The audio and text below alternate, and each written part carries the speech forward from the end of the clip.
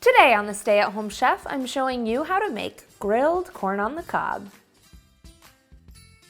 Today I'm showing you 3 different ways to make corn on the cob. We have corn on the cob in the husk, corn on the cob in foil, and corn on the cob out of the husk. All 3 are a little bit different, but they are all delicious. So let's get started.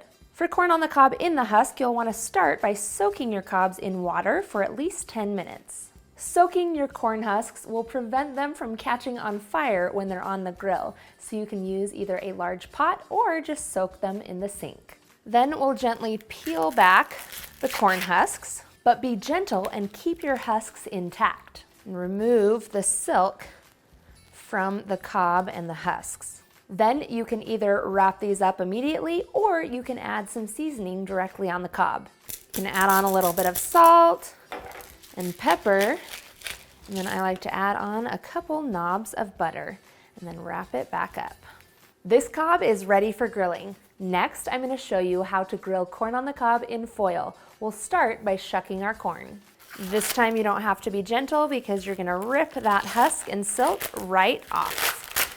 Once you have your naked little piece of corn, we're going to place it onto a piece of aluminum foil. Once again, I season it with a little bit of salt and pepper and place on a couple knobs of butter.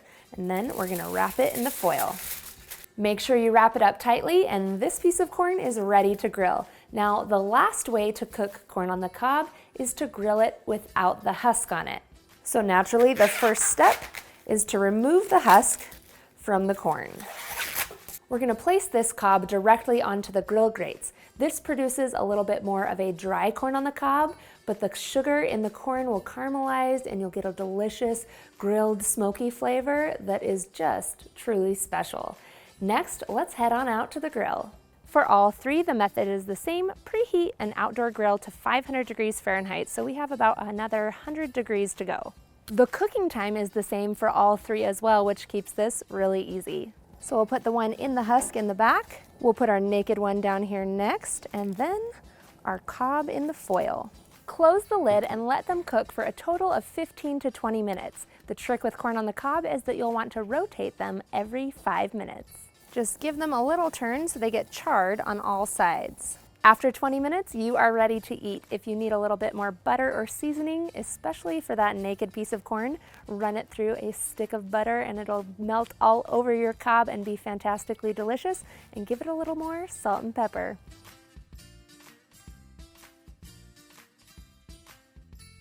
Thanks for watching. You can find the full written recipe in the video description. Be sure to subscribe, like, and follow, and check out the rest of my videos where you can find hundreds of restaurant quality recipes you can easily make at home.